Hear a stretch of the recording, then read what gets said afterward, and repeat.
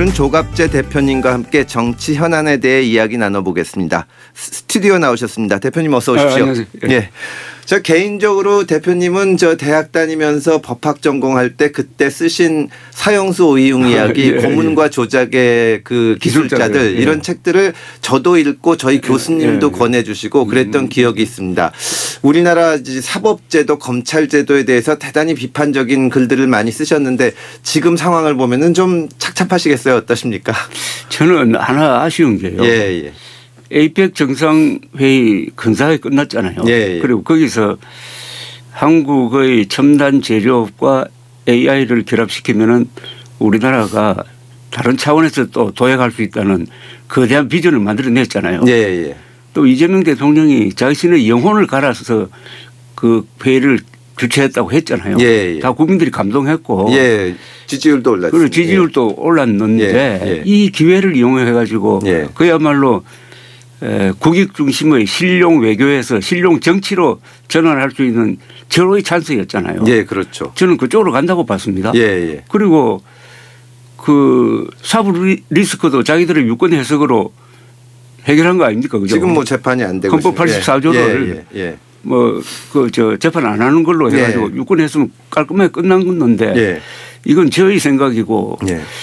정권의 생각은 완전히 달랐던 것 같아요. 오히려 에이펙 정상회의의 성공을 밀어붙여 가지고 퇴임 후의 사법 리스크까지 이 기회에 해소해 버리자고 그렇게 작심을 한 것 아닌가 하는 그런 생각이 듭니다. 대표님께서 이제 대장동 사건 항소 포기 결정 지금 아주 정치권에 폭풍이 불고 있는데 이 사건에 대해서 이재명 대통령의 최대 위기가 왔다 이렇게 평가를 하셨습니다. 왜 이거를 최대 위기로 보시는 건가요? 이 성난 민심이라는 그 요소입니다. 제가 기자 세월 올해 55년째인데요. 성난 민심이 일어나면은 아무도 못 막습니다. 그런 예가 가장 최근은 아마 이번 12.3 비상계엄 아닙니까? 그렇죠. 이게 뭐냐 이래 돼가지고 끝나버렸잖아요. 하루 만에 끝나고. 그리고 2019년 조국 사태 때도 성난 민심이 있었어요. 성난 민심이 있었고요. 뭐 쭉 그대로 올라가면 뭐 부마 사태도 그렇거든요. 그리고 4.19도 그런 겁니다. 그리고 1987년에 박종철 군 고문치사 사건이 저는 이게 그런 요소가 있다고 생각해요. 그 정도로 큰 사건이다. 이 요소 중에서 제일 큰 게 김만배 일당을 부자로 만들어 주었다. 한동훈 전 대표의 표현에 의하면은 이거는 세상이 바뀌어도 이거는 이미 결정된 거다. 그리고 프리미어 리그 구단을 하나 살 수 있을 정도의 돈을 그러니까 이게 제일 큰 것 같아요. 폭발적 요소로는. 그 뭐 배임죄냐 뭐 이것보다도. 그 대표님 표현대로 이제 그 최대 위기라고 할 정도인데 말씀하신 대로 에이펙 성공도 했고 어쨌든 저 좋은 상황인데 왜 이런 무리수를 뒀을까요? 이재명 대통령이 사실 뭐 사법 리스크가 있긴 하지만 아직까지 임기도 많이 남았고 또 이제 사실은 뭐 임기를 잘 치러서 어떻게 해결할 수도 있을 건데 왜 이런 무리수를 했다고 보십니까? 윤석열 대통령이 그 부인을 보호하기 위해서 무리수를 두다가 결국 12.3 비상계엄으로 간 것과 좀 비슷한 구도 아닌가 하는 생각이 드는데요. 이재명 대통령 자신이 이 사법 리스크에 대해서 신경을 많이 쓰고 있는 것 아닌가 하는 그런 생각이 듭니다. 본인이. 우리가 보기에는 재임 기간 중에 열심히 하면은 그 후에 퇴임하고 물러나서 여론이 좋으면은 그 뭐 무사히 넘어갈 것 같은데 본인은 그렇게 생각하지 않고 그게 주변에 영향을 끼친 것 아니냐 하는 그런 생각이 듭니다. 민주당에서는 얼마 전에 또 재판중지법을 통과시키겠다고 했다가 이제 이 파장이 있었고 이번에도 굉장히 강경하게 뭐 검사들 처벌하겠다 뭐 파면할 수 있는 법을 만들겠다 이렇게까지 나오는데 이 민주당의 이런 움직임이 성공할 수 있을까요? 이 방어를 할 수 있다고 보십니까? 저는 안 된다고 봅니다. 그게 지금 자체 모순인데 요새 뭐 항명검사 처벌 뭐 이라더라고요.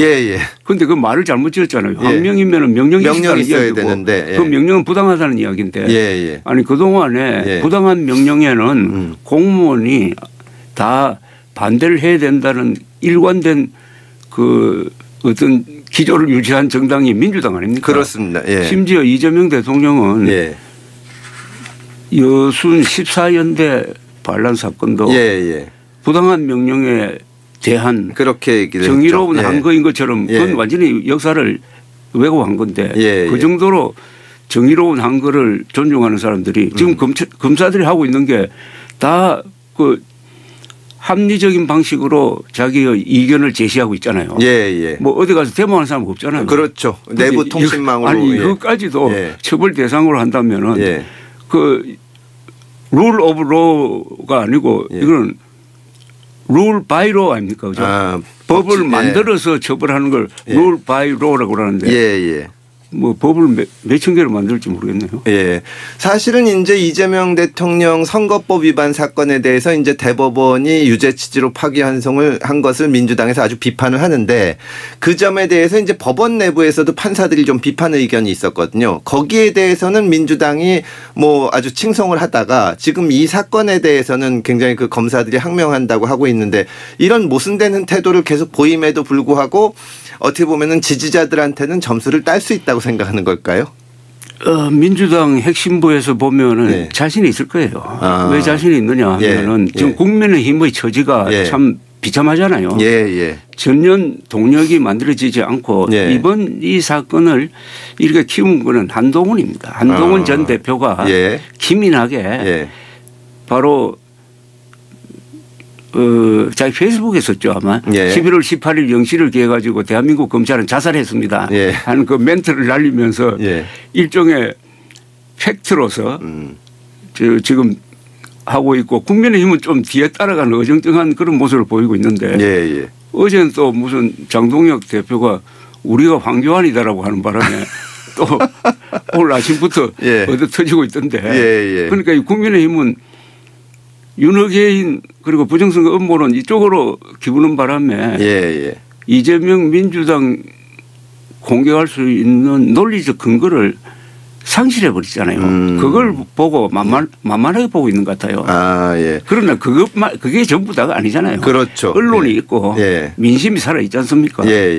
그래서 오판을 하고 있다고 그렇게 생각합니다. 저는. 민주당 국민의힘에서는 장동혁 대표가 전쟁이다 이재명을 뭐 탄핵할 수도 있다는 탄핵 발언까지 하긴 했는데 이 지금 국민의힘에 대해서는 그러면 초점을 못 맞추고 있다고 보시는 거네요. 어떻게 저는요. 이게 일종의 정치적 상상력인데 국민의힘이 별도의 그 비상대책위원장 자리를 하나 만들어 가지고 그 자리에 한동훈 전 대표를 초대해 가지고 이 싸움을 지도해 달라고 하면은 그때부터 이게 뭐가 될 거예요. 지금 합리적 보수는 국민의힘을 지지할 수가 없잖아요. 맨정신 보수는 음모론에 넘어가지 않는 그런 요구가 있으면 모르죠. 아니 그런 것도 가능하잖아요. 저 한동훈 씨가 지금 국민의힘 당원이잖아요. 뭐 한동훈 전 대표에 대해서는 근데 이제 이런 비판도 있을 수 있을 것 같습니다. 말하자면 이번 항소 포기에 대해서는 비판하는 여론도 굉장히 높은데 사실 저도 검찰에서 12년을 근무했지만 검찰이 과거에 잘못한 일들도 대단히 많거든요. 근데 이제 한동훈 이제 전 대표는 윤석열 전 대통령과 함께 말하자면 저희가 보기에도 굉장히 검찰 지상주의자적인 역할을 해왔기 때문에 그동안 검찰의 잘못한 일에 대해서 무슨 제대로 된 반성이나 성찰이 없지 않았냐. 지금 이것만 가지고 얘기하는 것은 좀 그러니까 국민들 전체가 어쨌든 검찰은 개혁돼야 된다고 생각을 하는데 그런 점에 대해서는 어떻게 보십니까? 그건 뭐 저도 그런 점에서 비판을 많이 했죠. 특히 그 양승태 전 대법원장 47개 무죄 나왔잖아요. 사법농단 사건이요. 그야말로 항소 포기를 했어야 될 것 아닙니까? 그 윤석열 정부 때 이랬으면 맞습니다. 그 항소했잖아요. 이재용 부회장도 마찬가지고 비판을 했는데 지금 일어나고 있는 차원은 그거하고 또 다른 것 같아요. 다른 차원이다. 다른 거니까 그거하고 연결시키면은 이게 뭐 사람 다 약점이 있으니까 이 문제에 북한에서 저는 보려고 합니다. 알겠습니다. 지금 저 이재명 대통령실은 그동안 공식적인 입장이 없이 이런 문제에 신경 쓸 만큼 한가하지 않다고 얘기하다가 우상호 정무수석이 방송에 나와서 우리는 그 김만배 이런 사람들이 패가 망신하기를 바란다. 그 사람들 우리 원수다. 그러면서 이 대통령이 재판에 개입해서 얻을 실익이 없다. 이렇게 주장을 했는데 이런 발언은 어떻게 들으셨습니까? 그게 진정성이 있다면 정성호 저 법무장관을 예. 해임해야죠. 그러니까 이재명 대통령 뜻과 완전히 반대했다면 행동을 예. 했고 더구나 대통령한테 보고도 하지 않고 해가지고 이 사단을 일으켰으니까 예. 그렇게 해야 되는 거 아닙니까? 저기 그 아까 뭐 55년간 기자 생활을 하셨다고 말씀하셨는데 그런 경험에서 비춰볼 때 사실 이 판결문에 이재명 대통령의 이름이 몇백 번 나오거든요.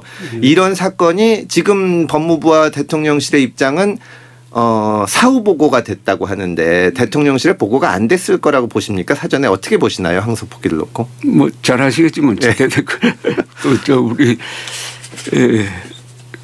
금 선생은 그쪽 정부 또 여권 내도 한 분 계셨으니까 예. 대통령 중심제하에서 있을 수가 있습니까? 예. 대통령 중심제에서 대통령은 임기 있는 왕 아닙니까? 예. 예. 아까 말씀드렸듯이 우리 그 사법제도 또 그 검찰제도에 대해서 비판적인 글을 아주 실증적으로 많이 쓰셨는데 정성호 법무부 장관은 신중하게 판단하라고 의견을 얘기했을 뿐이지 어떤 지시를 하거나 지침을 내린 거는 아니라고 얘기를 했는데 어떻게 보시나요? 법무부 장관이 항소를 하겠다는 검사들한테 신중하게 판단하라고 하는 말을 하면은 그게 지시로 들리겠습니까? 아니면 어떻게 보시나요? 그건 지시죠. 네. 또 보통 장관도 아니고 예. 실력 있는 장관이고 실세 장관이고 예. 그분의 이야기를 대통령의 의지로 파악할 것이고 예. 나는 술 마셨는데 음주운전 안 했다는 거하고 마찬가지고. 예. 옛날에 그 박종철 고문치사 사건 때 뭐 탁하니 하더라는 그거 자꾸 연상시키고 하니까 그 말에 빠져버렸어요. 그러니까 자꾸 제일 처음에는 모른다고 하다가 나중에 신중하게 하라고 했다가 뭐 이래 돼 버리니까 이제 이런 사안의 보통 왜 이렇게 계속 말려드느냐 하면 한 처음 이야기와 두 번째 이야기가 달라지고 세 번째 이야기가 또 달라지고 했을 때부터 그 거짓말의 논리에 빠져버리잖아요. 그렇죠? 거짓을 또 만들어내고 그렇죠. 마지막에는 사망으로 이른다는 그 성경 말씀처럼 그 글로 들어가 버렸어요. 늪에 빠져버렸어요. 이 사건의 구조가 윤석열 정부 당시에 차상병 사건이랑 뭐 별 차이가 없다는 여론도 많습니다. 어떻게 보시나요? 그건 좀 비교가 안 돼요. 최상병 사건은 솔직하게 말씀드리면은 그때 윤석열 대통령이 나와가지고 이런 사안으로 사단장을 처벌하는 것은 무리라고 해서 내가 지시를 했다라고 딱 이야기했으면은 국군 통수권자로서 했으면은 국민들이 납득할 정도가 아니라 박수 쳤을 겁니다. 그게 아니고 계속 말을 돌리고 하다가 결국 거짓말 때문에 이렇게 된 거 아닙니까? 그거하고 이거는 다르다. 워낙 큰 문제 아닙니까? 알겠습니다. 워낙 큰 문제.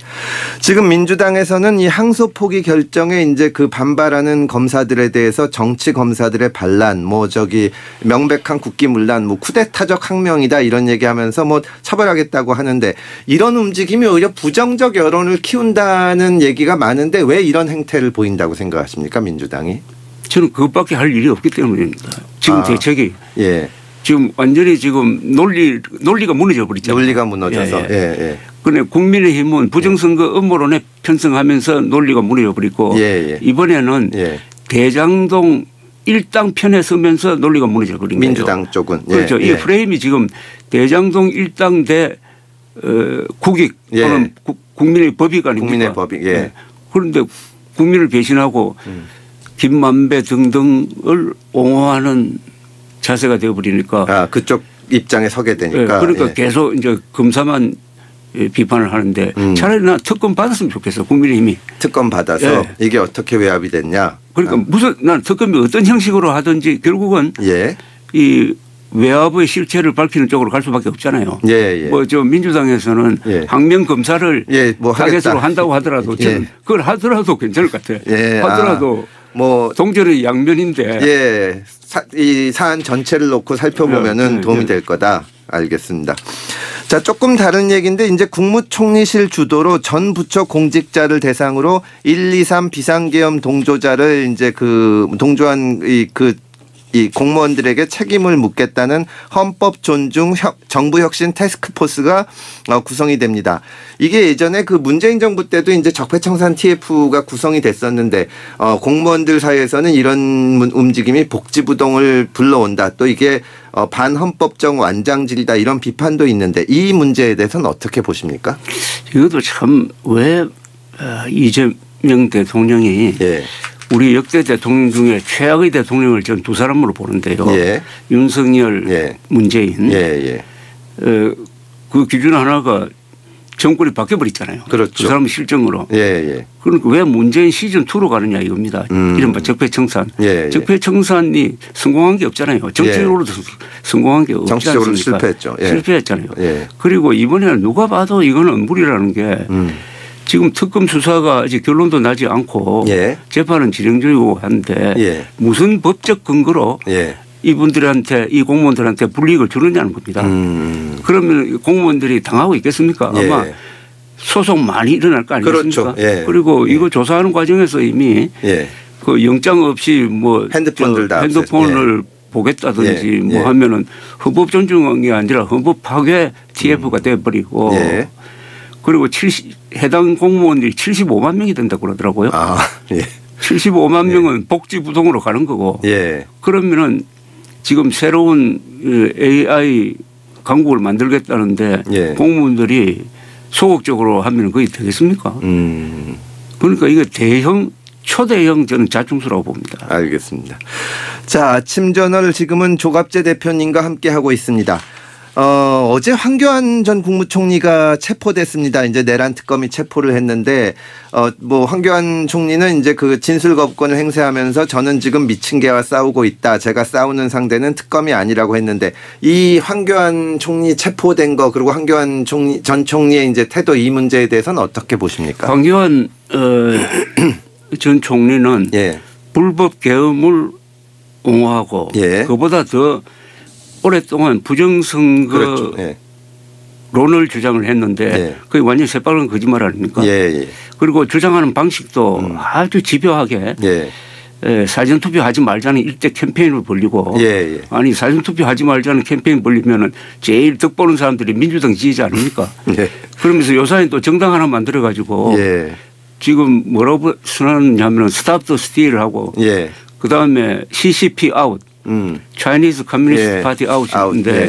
이게 다 극우적 선동 아닙니까? 예. 특히 아무리 중국 공산당이 밉다고 하더라도 예. 부정선거의 배경이라고 하면 안 되잖아요. 예, 그렇죠. 저는 이 자체가 부정선거라고 봅니다. 세계에서 가장 공정한 선거를 관리하는 예. 한국의 시스템을 줄기차게 부정선거라고 함으로써 선거에 불복하도록 만드는 거 예. 이게 부정선거하고 똑같은 결과 있는 거 아닙니까? 예. 이 자체가 나는 처벌 대상으로 보입니다. 그리고 공직선거법에 보면은 선거의 자유를 방해하는 죄가 있더라고요. 예, 있죠. 예. 그걸 해가지고 한번 고발됐습니다. 예. 고발됐는데 무혐의 나왔는데 예. 이번에 특검이 예. 그 문제를 예. 난 특검이 이번에 황교안 씨의 부정선거론에 대해서 예. 이걸 언론 자유가 아니고 예. 형사처벌 가능하다고 보느냐 안 보느냐 그게 난 궁금해요. 예. 그 부분을 봐야 된다. 그리고 이거 예. 황교안, 윤석열 두 분 때문에 예. 보수 세력이 괴멸돼 버렸잖아요. 사실상 예. 정신적으로. 예. 자, 근데 이게 사실 부정선거로는 제가 민주당에 있을 때 보면 맨 처음 이제 본격적으로 들고 나오신 분이 김어준이거든요. 그렇지. 그때 제가 민주당에 있으면서 처음에 그때 이제 민주당이 대선에서 졌을 텐데 저 같은 사람들은 굉장히 걱정했습니다. 이거 부정선거론 들고 나오기 시작하면 민주당 망한다. 그런데도 그래서 결국은 어쨌든 잠잠해졌고 또 민주당은 이제 그다음에 선거 이기면서 이게 묻혔는데 이게 갑자기 보수 쪽으로 넘어와 가지고 황교안 전 총리 이런 분들이 하면서 아직까지도 이게 보수 내에서는 부정선거를 부정을 못 하는데 이 자리에도 국민의힘에서 오신 정치인들한테 제가 작년 계엄 어떻게 생각하냐 그러면 다들 그거 잘못했다고 얘기하다가 부정선거 어떻게 생각하냐 그러면은 그거는 뭐 그렇게 의심하는 분들 이게 못 벗어나더라고요. 왜 못 벗어난다고 보십니까? 우선 지금 여론 구조가 어떻게 되어 있느냐 하면요. 보수의 50% 정도가 부정선거론을 믿고 있어요. 믿고 있습니다. 예. 그리고 이른바 진보에서는 5%밖에 안 됩니다. 예. 이래 되니까 자기 지지 기반이 이렇게 되어버렸으니까 저 같은 사람은 바른 말 할 수 있지만 정치인들은 좀 어려운 것 같아요. 못하죠. 예. 그런데 문제는 50% 속도로 만든 사람들이 바로 그 사람들이라고. 그러니까 2020년 4월 총선 직후에 그때 자체 조사를 해가지고 부정선거 없다고 스스로 보고서를 만들어 놓고 그거 가지고 당원들한테도 이야기하지 않고 그냥 덮어버렸어요. 그때도 이런 지금 우리 하신 말씀하고 똑같은 이야기를 했어요. 이거 그대로 두면은 국민의힘이 선거 때 큰일 난다고 그럼 민주당이 했듯이 빨리 진화를 하라고 했는데 그 눈치 보다가 안 하더라고. 그런데 그러다가 작년 총선으로 끝났어요. 한 번도 끝났어. 그런데 윤석열 전 대통령이 계엄 선포를 하면서 이걸 들고 나오는 바람에 폭발해 버린 겁니다. 그렇죠. 이게. 선관위 뭐 이게 완전히 폭발해 버린 거예요. 그러니까 간단하게 대통령이 자기 목숨을 걸고 부정선거 밝히겠다고 한 거 보니까 진짜가 아니겠느냐. 믿기 좋잖아요. 그냥. 그러나 어쨌든 이거 심각한 정신병입니다. 이거 해결 못하면 한국의 보수는 제의가 불가능합니다. 절대로. 그러고 국민의힘 국회의원 중에서 아니라고 하는 사람 단 한 사람도 있습니까? 없죠. 아니라고 하면 동조한다고 봐야죠. 동조한다고 봐야죠. 이러니까 보수청은 지금 아직도 건재하나 보수 세력이 가버린 거 아닙니까? 보수 세력이 가버리도록 만든 게 부정선거 음모론입니다. 언론도 같이 가고 언론도 마찬가지입니다. 보수 언론도 부정선거 음모론에 대해서 아주 미지근한 태도를 취하고 어떻게 하면 그걸 전파하는데 그 광고면을 제공해 가지고 그 광고에 맨날 황교안 같은 사람들이 사전투표 하지 말자는 걸 캠페인하고 광고비 받도록 회비 받도록 만들었잖아요. 대표님 여기까지 들어야 될 것 같습니다. 오늘 조갑재 대표님과 함께 정치현안에 대해서 이야기 나눴습니다. 다음에 한번 또 뵙고 여러 가지 여쭤보겠습니다. 오늘 말씀 감사합니다.